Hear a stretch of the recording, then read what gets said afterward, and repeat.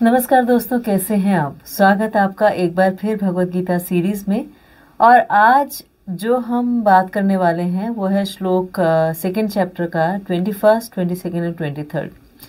और जो क्रक्स है तीनों का वो ये है कि कैसे हमारी डिजायर्स, हमारी इच्छाएं इतनी ज़्यादा शक्तिशाली हैं, इतनी पावरफुल हैं कि सब कुछ बदल सकती हैं, और कैसे मृत्यु का डर, जो सबसे बड़ा डर है, हमारे जीवन से कैसे जा सकता है। तो ये 3 श्लोक हमें इस बारे में ही बताते हैं। और भगवत गीता के सेकंड चैप्टर में ही भगवान कहते हैं, नेह विक्रम नाशो अस्ति प्रत्यवायो न विद्यते स्वल्पम पयस्य धर्मस्य त्रायते महतो भयात्। के मृत्यु का डर सबसे बड़ा है, लेकिन इस मृत्यु के डर से भी आप पार पा सकते हैं अगर आपको ज्ञान है और आपने एक अल्प प्रगति यानी थोड़ी सी प्रगति भी की है अपनी डिवोशनल सर्विसेज में। कितना जरूरी है इसे फॉलो करना। अब क्या ये इसीलिए है कि भगवान जो है वो चाहते हैं कि सब उनके आगे झुकें और उनकी ईगो सेटिस्फाई हो जाए? लेकिन एक्चुअली तो ऐसा नहीं है, क्योंकि उन्हें क्या फर्क पड़ता है हम झुके या ना झुके, हम उनसे जुड़े या ना जुड़े, उन्हें तो कोई फर्क नहीं पड़ता। जैसे सूर्य है, कोई माने या ना माने कि सूर्य उदय हुआ है, सूर्य का काम है उदय होना, और वो उदय होता है। अब कोई अपने घर के खिड़की दरवाजे बंद कर दे और कहे कि अगर सूर्य उदय हुआ है तो मुझे दिखाए, तो सूर्य को कोई ज़रूरी नहीं है कि वो दिखाए।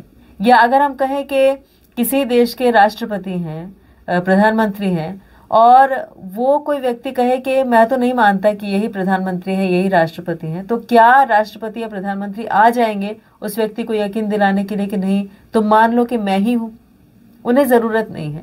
तो ज़रूरत हमारी है कि हम एक एंजाइटी फ्री लाइफ जी सकें, हम एक अच्छी ज़िंदगी जी सकें, हम जीवन के मन को समझ के और फिर से जन्म मृत्यु जरा व्याधि की इस सर्कल से बाहर निकल सके, इसमें ना आए। तो ये हमारी ज़रूरत है जुड़ना। इससे भगवान को कोई फर्क नहीं पड़ता, या हम उन्हें किन्हीं भी नाम से पुकारें, परमेश्वर, परवरदिगार, परमात्मा, कुछ भी कहें, लेकिन उन्हें कोई फर्क नहीं पड़ता। जैसे एक बड़ी सी मशीन है और उस मशीनरी का एक छोटा सा पार्ट है, और वो पार्ट अगर खुल के गिर जाता है धूल में तो उसकी कोई वैल्यू नहीं रहती, और वो मशीन जो है उसमें तो पार्ट रिप्लेस भी हो जाएगा, दूसरा भी लग जाएगा, इसलिए मशीन को कोई फर्क नहीं पड़ा, वो तो चलेगी ही चलेगी। लेकिन ये पार्ट की वैल्यू खत्म हो गई, तो हम भी वैसे ही पार्ट एंड पार्सल हैं, और हमारी वैल्यू भी खत्म हो जाती है अगर हम जुड़ते नहीं हैं, अगर हम कनेक्ट नहीं रहते। और ये कनेक्शन हमारा जो होता है सुप्रीम लॉर्ड से, वो हमारे अपने आप के कनेक्शन के लिए भी बहुत बेहतर होता है, बहुत अच्छा होता है। इसीलिए जुड़ना, पढ़ना, अपनी इग्नोरेंस को कम करना और उस पैकेज को समझना जो हमें भगवत गीता देती है, कि कैसे इस पैकेज में इतने सारी अपॉर्चुनिटीज हैं, इतने सारे अवसर हैं अपने आप को चेंज करने के, अपनी ट्रांसफॉर्मेशन की जर्नी के, तो वो हमें समझना जरूरी है। और आज के 3 श्लोक यही हमें समझाते हैं। तो पहले श्लोक पढ़ लेते हैं। 21 जो श्लोक है वो है, वेद विनाशिनां नित्यम या एनम अजमव्ययम कथम सा पुरुष पार्थ कम घटयति हन्ति कम। के हे पार्थ, जो व्यक्ति ये जानता है कि आत्मा अविनाशी, शाश्वत, अजन्मा और अपरिवर्तनीय है, वो कैसे किसी को मार सकता है या किसी को मरवा सकता है। सोचने की बात है, इतना ज़्यादा एम्फेसिस, इतना ज़्यादा ध्यान भगवान दे रहे हैं आत्मा को समझाने के बारे में, तो क्यों? आज देखते हैं कि क्यों दे रहे हैं। अगला जो श्लोक है, वांसासि जीर्णानि यथा विहाय नवानि गृह्णाति नरोपराणि तथा शरीराणि विहाय जीर्णान् अन्यानि संयाति नवानि देहि। कि जैसे मनुष्य पुराने वस्त्रों को त्याग करके नए वस्त्र धारण करता है, उसी प्रकार आत्मा पुराने तथा व्यर्थ के शरीरों को त्याग कर नवीन भौतिक शरीर धारण करता है। और इसका जो अगला श्लोक है वो है, नम छिदन्ति शस्त्राणि नैनम दहति पावकः न चैनम क्लेदयन्त्यपो न शोष्यति मारुतः। कि ये आत्मा ना तो कभी किसी शस्त्र द्वारा खंड खंड किया जा सकता है, न अग्नि द्वारा जलाया जा सकता है, न जल द्वारा भिगोया या वायु द्वारा सुखाया जा सकता है। तो ये 3 श्लोक आज हम देखते हैं कि इनका क्रक्स क्या है, इनका मीनिंग क्या है, या क्या भगवान हमें इनके माध्यम से समझाना चाह रहे हैं। तो जो 21 श्लोक हमने पढ़ा कि हे पार्थ, जो व्यक्ति जानता है कि आत्मा अविनाशी है, शाश्वत है, अजन्मा है, अपरिवर्तनीय है, वो कैसे किसी को मार सकता है या मरवा सकता है। अब हर चीज अपने अपने हिसाब से उपयोगी होती है, हम सभी जानते हैं, और जो उसके उपयोग के बारे में पूरी तरह से जानता है, जिसे पूर्ण ज्ञान है, वो उसे उसका सही मर्म समझ सकता है। तो भगवत गीता भी हमें यही समझाने की कोशिश कर रही है कि सही मर्म क्या है। सही मर्म यह है कि जैसे हर जीवन जो है उस जीवन का अंत है मृत्यु, और मृत्यु उस जर्नी में, जो आत्मा की जर्नी है, जो यात्रा है, उस यात्रा में शरीर को चेंज कर देती है। और शरीर कैसे चेंज होता है? सारा कुछ हम जो पढ़ रहे हैं, भगवत गीता पढ़ रहे हैं, बहुत ज़्यादा ज्ञान ले रहे हैं, बहुत लोगों को सुन रहे हैं, उसका अल्टीमेट पर्पस क्या है हमारी लाइफ में? अल्टीमेट पर्पस सिर्फ इतना सा है कि जब हमारी मृत्यु होगी, जब हम ये जग, ये जो जीवन है, ये जो संसार है, इसको छोड़कर जाएंगे, तो हम एक हायर प्लैनेट पर जा सके। हमारी जो इन्वेस्टमेंट हो ऐसी हो जो हमें एक अच्छी चीज़ दे सके, अच्छी जगह दे सके रहने की, क्योंकि हम शाश्वत हैं, हम मरने वाले नहीं हैं, हम सनातन हैं, हमेशा से थे, हम पुरातन हैं, हम बहुत पुराने भी हैं। तो कब से हमारी ये जर्नी चल रही है? सोचिए कि हम सतयुग में भी रहे होंगे, हम द्वापर में भी रहे होंगे, हम कलयुग में भी रहे होंगे, हम हर युग में थे, लेकिन अलग अलग जर्नी में, अलग अलग तरीके से। और वो जर्नी हमें याद नहीं है क्योंकि हमारी बॉडी चेंज होती गई। अब वो जो चेंजेस हुए, वो चेंजेस कैसे हुए? किसने डिसाइड किया कि किस व्यक्ति को कौन सी बॉडी मिलने वाली है, कौन सी टेलर मेड बॉडी हमें मिलेगी? हर बार बॉडी तो चेंज हुई, इतना तो सब मानते हैं कि कुछ ना कुछ तो चेंजेस आए बॉडी में। और ये डेथ जो है, ये डेथ एक नई बॉडी के लिए एक नई शुरुआत है। जैसे पुराने कपड़े छोड़कर हम नए कपड़े पहनते हैं, ऐसे ही आत्मा पुराने शरीर को छोड़कर, जो जन्म मृत्यु जरा व्याधि में ही है, जो बूढ़ा हो गया है, जो बीमार है, जो उतना अच्छी तरह से फंक्शन नहीं कर पा रहा है, इसलिए आत्मा उस शरीर को छोड़कर दूसरे शरीर में चली जाती है। पर ये कैसे डिसाइड होगा कि किस शरीर में जाएगी, और क्या हम इसे कंट्रोल कर सकते हैं कि किस शरीर में इसे जाना है? तो वाकई अगर भगवत गीता हम ढंग से पढ़ लेते हैं तो हम इस बात को कंट्रोल कर सकते हैं। क्यों? क्योंकि हमारी जो नेक्स्ट बॉडी तैयार हो रही है, नेक्स्ट बॉडी तैयार होती है हमारी अपनी डिजायर्स के हिसाब से, कि हमारी इच्छाएं कैसी थी। और अपनी इच्छाओं को चेंज करने का जो एक तरीका है, या जो एक करेज है, जो एक साहस है, वो भगवत गीता हमें देती है। तो हमारी नेक्स्ट बॉडी कैसे तैयार होगी? जैसे मान लीजिए इस बॉडी में मेरी बहुत ज़्यादा इच्छा होती थी कि मुझे कुछ बहुत खाना खाना है, बहुत ज़्यादा खाना खाना है, बहुत मुझे क्रेविंग रहती है हमेशा खाने की। और खाने में भी मान लीजिए मुझे वेजिटेरियन भी पसंद हो सकता है, नॉन वेजिटेरियन खाना भी पसंद हो सकता है। तो अगर वेजिटेरियन खाना पसंद है तो भगवान मुझे अगली बॉडी ऐसी दे देंगे जिसमें मैं बहुत सारा खाना खा सकूं। तो ये मेरी डिज़ायर थी, जिससे मुझे नेक्स्ट बॉडी मिली। अब बहुत ज़्यादा खाना इंसान होकर तो नहीं खा सकते, बहुत ज़्यादा खाना खाने के लिए आपको कोई बड़ा सा मैमथ बनना पड़ेगा, या एलिफेंट बनना पड़ेगा, या वेल बनना पड़ेगा, तो ऐसी बॉडी आपके तैयार हो गई। तो हमारी डिज़ायर क्या करती है? एक तो हमें नई बॉडी देती है उस डिज़ायर को पूरा करने के हिसाब से, और दूसरा उस डिज़ायर को पूरा करने की फैसिलिटीज़ भी देती है। तो एक तो ये डिज़ायर हो गई कि आपको ऐसी बॉडी चाहिए थी जिसमें आपको ऐसा खाना खाना, बहुत सारा खाना खाना था, तो बॉडी ऐसी मिल गई जो इतना खाना डाइजेस्ट कर सके। और दूसरा ये कि उसका पर्पज़ ही खाना खाना है उस बॉडी का, उसके पास कोई हायर पर्पज़ नहीं है, तो फैसिलिटी भी हो गई। अब मान लीजिए किसी को ये शौक है कि वो एक ऐसी बॉडी चाहता है, या एक ऐसा काम करना चाहता है जिसमें बहुत ऊंचाई से जाकर उड़े, तो फिर उसे एक ईगल की बॉडी मिल गई। किसी को शौक है कि वो नॉन वेजिटेरियन खाना बहुत खाए, तो उसको शेर की बॉडी मिल गई, क्योंकि शेर के लिए नॉन वेजिटेरियन खाना बहुत ईजी है और वो शिकार करके आराम से खा सकता है। तो फिर भगवान ही कहते हैं कि फिर ऐसी बॉडी क्यों मैं तुम्हें दूं जिसमें कि तुम्हारे जो दांत हैं वो कंजीनियल नहीं। जैसे मनुष्य जो है उनके दांत नॉन वेजिटेरियन खाना खाने के लिए बने नहीं है। हमारी जो इंटेस्टाइन है, जो लार्ज इंटेस्टाइन है, उसकी लेंथ बहुत ज़्यादा होती है। तो जो हम नॉन वेजिटेरियन खाना खाते हैं तो वो हमारी बॉडी में पचता नहीं है, जल्दी से डाइजेस्ट नहीं होता, क्योंकि ऐसे जूसेस हमारी बॉडी में नहीं है। और डाइजेस्ट नहीं होता तो वो काफ़ी टाइम तक लार्ज इंटेस्टाइन में पड़ा रहता है। और जब लार्ज इंटेस्टाइन में इतने समय तक कोई फूड पड़ा हुआ है, कोई खाना पड़ा हुआ है, तो वो बहुत देर लगाता है डाइजेस्ट होने में, उसको गलने में, बाहर निकलने में बॉडी से। इसीलिए बहुत सारे लोगों को कैंसर भी हो जाता है, इसी वजह से कि वो बॉडी में अनडाइजेस्टेड फूड इतने समय से पड़ा रहा।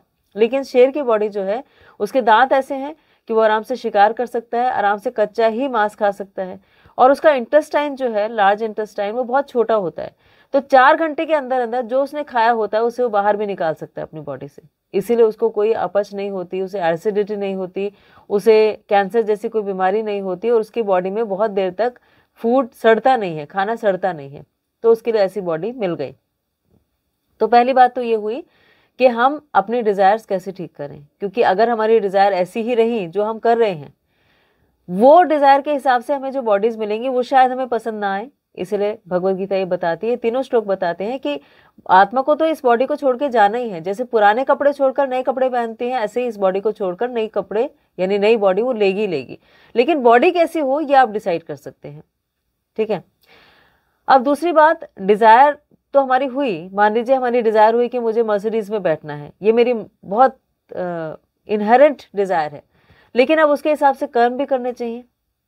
अब कर्म ऐसे मेरे थे नहीं, तो फिर ऐसा हो सकता है कि बॉडी हमें हो सकता है कि किसी एनिमल की मिल जाए, किसी पेट की मिल जाए, मान लीजिए किसी कुत्ते का शरीर हमें मिल गया, लेकिन क्योंकि हमारी डिजायर थी कि मैं मर्सिडीज में ही बैठना है, तो फिर वो जो कुत्ता है वो ऐसे परिवार में चला जाएगा जो बहुत धनाढ्य है, जिनके पास मर्सिडीज है, और वो उसमें उस बच्चे को, उस कुत्ते को लेकर ट्रैवल करते हैं।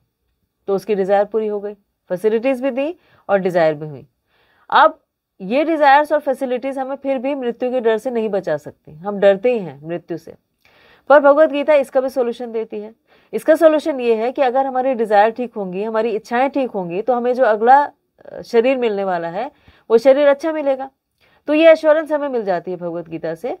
तो क्या होगा कि जब आपने ऐसी डिजायर की और ऐसे शरीर के लिए आपने सोचा, तो आपको मृत्यु से डर नहीं लगेगा। आपको ये लगेगा कि मृत्यु का मतलब हो गया कि मैं एक किराए के घर को छोड़कर एक परमानेंट घर में शिफ्ट हो रहा हूं। तो किसी को भी किराए का घर छोड़ने में दुख नहीं होता। लेकिन अगर उसे पता है कि किराए के घर में से जाने के बाद में मेरे पास इतने पैसे भी नहीं है, इतना बैंक बैलेंस भी नहीं है कि मैं अपना घर खरीद सकूं, और ना मेरे पास इतना पैसा है कि मैं दूसरा किराए का घर खरीद सकूं, तो या ले सकूं, उसमें रह सकूं, तो मुझे जाके सड़क पर रहना होगा। तो फिर हम ज्यादा डर जाते हैं ऐसी सिचुएशन में। तो ऐसे ही जो हमारी अभी के डिजायर्स हैं, और जो हमारी अपनी नॉलेज है, और जो हमारी डिवोशनल सर्विसेज हैं, यानी जो हम भक्ति करते हैं, भगवान का नाम जप लेते हैं, या सिमरन करते हैं, इबादत करते हैं, प्रार्थना करते हैं, जो भी करते हैं, वो हमारे इस बैंक बैलेंस को बढ़ाता है, जो हमें एक अच्छी बॉडी नेक्स्ट लाइफ में देगा। भगवत गीता के 6 चैप्टर में भगवान बोलते हैं कि ये बॉडी छोड़ने के बाद आपकी 3 गति होंगी। पहली गति तो ये कि आप सब कुछ छोड़ छाड़ के और भगवान के धाम में यानी वैकुंठ लोक में चले जाएंगे, ये भगवत गीता बताती है। दूसरा ये हुआ कि अगर आपने बहुत अच्छी नॉलेज गेन की थी, आपने बहुत सुकृति अर्जित की थी, आपके बहुत ज्यादा पुण्य थे, तो आप बहुत ज्यादा नॉलेजेबल होंगे और अपनी इस जर्नी को आगे बढ़ाएंगे, इस क्वेस्ट को आगे बढ़ाएंगे, और आप हो सकता है लोगों को भी इसके लिए गाइड करें। इसीलिए ऐसे स्पिरिचुअल लीडर्स होते हैं, ऐसे मेंटोर्स होते हैं जिन्होंने पिछले जन्मों में ऐसी भक्ति की थी और उनका कुछ ना कुछ छोटा सा पोर्शन रह गया था, पार्ट रह गया था, जिसकी वजह से उन्हें वापस लौट के आना पड़ा। और तीसरे वो कि मैं आपको एक ऐसी बॉडी दे दूंगा और ऐसी फैसिलिटीज दे दूंगा जिसमें कि आप अपनी भक्ति को जहां आज छोड़कर जा रहे हैं, मान लीजिए आपने आज 5% की थी, तो अगले जन्म में आप 6% से शुरू कर सकते हैं। तो आपको किसी ऐसे परिवार में जन्म दे दिया जहां पर भक्ति करना बच्चे के लिए ईजी होता है, जहां पर जैसे मदर हैं वो ही शुरू से ही बहुत ज़्यादा ऐसी रिलीजियस मोमेंट में रहती हैं, हमेशा ऐसी कॉन्शियसनेस में रहती हैं और बच्चे को बहुत अच्छे संस्कार देती हैं। तो वो अपनी तरफ से अगर एफर्ट्स नहीं भी कर पाता, बहुत छोटा है, तो भी उसे भक्ति करने का अवसर प्रदान किया जाता है। तब हम मृत्यु से नहीं डरते, क्योंकि तब हमें पता है कि हमें जो नेक्स्ट बॉडी मिलने वाली है उसमें जितना हमने अभी किया था उसके आगे हम अच्छी जर्नी में जाएंगे। अब ये कैसे पता लगेगा कि ऐसा जो है ये जो जर्नी है इसमें हम आगे एक अच्छी फैसिलिटीज में जाएंगे? तो वो एश्योरेंस आपकी सेल्फ रियलाइजेशन से ही आती है। आपको कोई कितना ही समझा दे आपको समझ में नहीं आएगा, लेकिन आप जब अंदर मेडिटेट करेंगे, अंदर सोचेंगे, तो आपका जो रेसिप्रोकेशन होगा, जिस भी तरह से आप भगवान को मानते हैं, परमात्मा को मानते हैं, परवरदिगार को मानते हैं, जो रेसिप्रोकेशन होगा वो आपको अपने आप ही एश्योरेंस दे देता है। तो भक्ति बहुत ही पर्सनल चीज है और भगवान ये बताते हैं कि ये एक इंडिविजुअल कनेक्शन है हमारा सबका। एक जो सुप्रीम पावर है उनके साथ एक इंडिविजुअल कनेक्शन है, वो किसी के कहने से नहीं बन सकता। वो आपको अपने आप रियलाइज करना पड़ेगा, अपनी जर्नी को अपने आप एक्सप्लोर करना पड़ेगा और तब आप उसे समझ पाएंगे। तो इस आत्मा को तो शरीर को छोड़ना ही है, जो इस श्लोक में बताया गया है कि आत्मा को मारा तो नहीं जा सकता, आत्मा तो हमेशा रहेगी, लेकिन जब उसकी ट्रैवलिंग का टाइम होगा तो उसकी ट्रैवलिंग कैसे होगी ये आप अपने आप डिसाइड कर सकते हैं। और जो चेंजेस हैं हमारी बॉडी के, उन्हें हम एक्सेप्ट करते हैं। साइंटिस्ट मानते हैं कि एक एग्जिस्टेंस है जिसमें कि एक बॉडी में सारी चेंजेस होते जा रहे हैं, 6 साल से 60 साल तक पूरे चेंजेस होते जाते हैं उस बॉडी में, लेकिन आत्मा अनचेंजेबल रहती है, आत्मा नहीं बदलती। आत्मा क्या करती है कि आत्मा उस बॉडी को छोड़कर और एक नई बॉडी ले लेती है। 2.22 में भगवान बताते हैं कि जैसे मनुष्य पुराने वस्त्रों का त्याग करके नए वस्त्र धारण करता है, उसी तरह से आत्मा पुराने और व्यर्थ के शरीर को त्याग कर नवीन भौतिक शरीर धारण करता है। तो आत्मा में शरीर का परिवर्तन होता है, ये तो हमने देखा कि आत्मा अणु है, अणु आत्मा, और वो जिस शरीर में रहती है उस शरीर का परिवर्तन होता है। और वैज्ञानिक भी मानते हैं, जैसे जितने भी साइंटिस्ट में मानते हैं कि हर 7 साल में हमारी बॉडी के सारे सेल्स चेंज हो जाते हैं, हमारी बॉडी पूरी तरह से चेंज हो जाती है। तो सोचिए, अगर 7 साल तक आप बहुत अच्छा पढ़ते हैं और बहुत नॉलेज एक्वायर करते हैं, बहुत सात्विक तरीके से जीते हैं, बहुत अच्छी तरीके से अपनी कॉन्शियसनेस को रखते हैं, तो आपकी बॉडी के सेल्स जो हैं वो 7 साल में बिल्कुल चेंज हो जाएंगे। क्योंकि हमारी सारी बॉडी जो चेंज होती है वो माइंड से ही उसका कनेक्शन है, माइंड से चेंज होती है। माइंड से कैसे चेंज होती है कि जैसे कोई भी चीज़ शुरू होती है बॉडी में, यहाँ तक कि बीमारी भी, वो थॉट से शुरू होती है। आपने जो सोचा उसके हिसाब से आपने अपना जो मेडिटेशन किया, जो सोचा, सोचने के हिसाब से आपने एक्ट करना शुरू किया, एक्ट करने के हिसाब से उसके रिएक्शन मिलते हैं, और वही एक्ट करना अगर 21 दिन तक होता है तो हमारी हैबिट बन जाता है ना, वही हमारी डेस्टिनी बन जाता है, वही हमारा कैरेक्टर बन जाता है। इसीलिए सारी की सारी चीज़ें हमारे माइंड से जुड़ी हुई हैं, और माइंड में ही डिज़ायर्स आती हैं, यानी इच्छाएं आती हैं। तो अगर हमने अपनी इच्छाओं को ठीक से समझ लिया, इच्छाओं पे कंट्रोल करना सीख लिया, या इच्छाओं को चैनलाइज कर दिया, सही दिशा में लगा दिया, तो फिर लाइफ की बहुत सारी प्रॉब्लम्स सॉल्व हो जाएंगी। क्योंकि तब हम दूरदर्शिता से सोचेंगे कि ये जो मैंने इच्छा की है, इस इच्छा का परिणाम क्या होने वाला है, इसका निष्कर्ष निकलने वाला क्या है, इसका कंक्लूजन क्या होगा, या ये मुझे कहाँ लेकर जाएगा। तो फिर हम उसको वहीं पे ही निप इन द बड बोलते हैं ना, कि उसको वहीं पे दबा देते हैं। तो फिर भगवद गीता हमें ये भी सिखाती है कि कौन सी इच्छाएं हम करें और कौन सी इच्छाओं को हम त्याग दें, और अगर त्याग नहीं पा रहे हैं तो फिर उसको कैसे चैनलाइज कर लें, कैसे उसमें थोड़ा सा बदलाव ले आएं, जिससे कि हम एक अच्छा जीवन जी सकें। तो आत्मा एक शरीर से दूसरे में स्थानांतरित होती है, और तब जो श्वेताश्वतर उपनिषद में और मुंडक उपनिषद में बताया गया है कि 2 पक्षी हैं एक पेड़ पर बैठे हुए। एक पक्षी जो है वो खट्टे मीठे फल चखता जा रहा है आगे आगे बढ़कर, और दूसरा पक्षी सिर्फ उसे देख रहा है कि कब मेरी तरफ मुड़ के देखेगा। तो जो खट्टे मीठे फल हैं वो हैं कि हमने कुछ अच्छे काम किए, कुछ बुरे काम किए, कुछ पुण्य हुए, कुछ पाप हुए। तो हर जीवन में, हर लाइफ में हम कुछ पुण्य करते हैं, कुछ पाप करते हैं। और जो दूसरा पक्षी है, जो परमात्मा है, जो हमारे हृदय में बैठा हुआ है, वो सिर्फ ये देखता है कि कब मेरी तरफ मुड़ के देखेगा तो मैं इसे ठीक से गाइड करूं, और उस गाइडेंस के हिसाब से एक अच्छा जीवन जी सके। अब ये डिजायर कि हम मुड़ के देखें और गाइडेंस मांगे, ये बहुत इंपॉर्टेंट है। हम मांगते ही नहीं तो फिर मिलेगा नहीं। जैसे बाइबल में भी कहा गया है कि thou shall get what you seek, कि आप जो ढूंढना चाहते हैं वही आपको मिल जाता है। तो अगर हमारी ढूंढने की क्वेस्ट ही नहीं होगी, अगर हमारी वो इच्छा ही नहीं होगी, हमारी डिजायर ही नहीं होगी, तो हमें मिलेगा कैसे। इसीलिए अपनी इच्छाओं को ठीक से समझना जरूरी है। तो दोनों जो ऐसे जो पक्षी हैं वो एक पेड़ पर बैठे हैं, लेकिन एक फल खाने वाला है और एक सिर्फ उसे देख रहा है। और जब वो पक्षी जो फल खा रहा है वो मुड़ के देखता है इस पक्षी की तरफ, तो फिर वो उसे गाइड करना शुरू करता है। इसीलिए हमारे हृदय में परमात्मा बैठे हुए हैं। जिस दिन हमने सोच लिया कि हमारी डिजायर हो गई, हमारी क्वेस्ट हो गई, हमारा एक इच्छा होगा कि नहीं ये तो मुझे पाना ही है। जैसे कोई बिजनेसमैन होता है ना, उसकी इच्छा होती है दिन रात कि मुझे ज़्यादा पैसा कमाना है, ज़्यादा बिजनेस ग्रो करना है, तो फिर उसको मिल जाता है।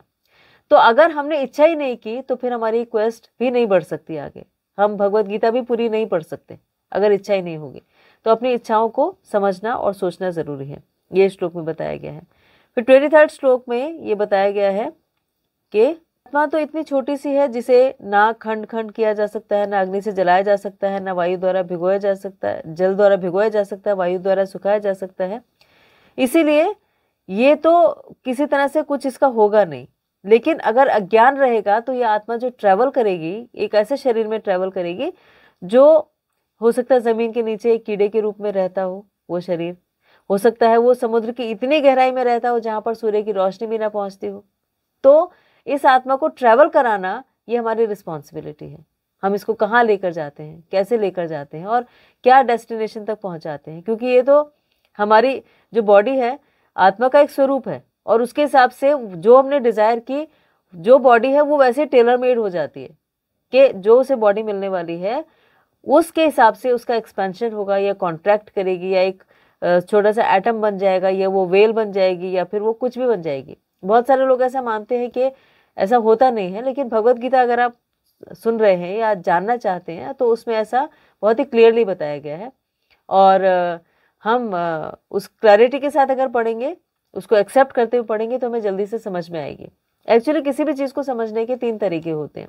पहला तरीका होता है प्रत्यक्ष प्रमाण। प्रत्यक्ष प्रमाण मतलब देख के समझना, लेकिन देख के कोई भी चीज़ समझ आए ये बहुत ज़रूरी नहीं है, क्योंकि कई बार हमारी आईसाइट वीक होती है, हम कोई चीज़ ठीक से देख नहीं पाते, या देखते हैं तो हम परसीव गलत कर लेते हैं।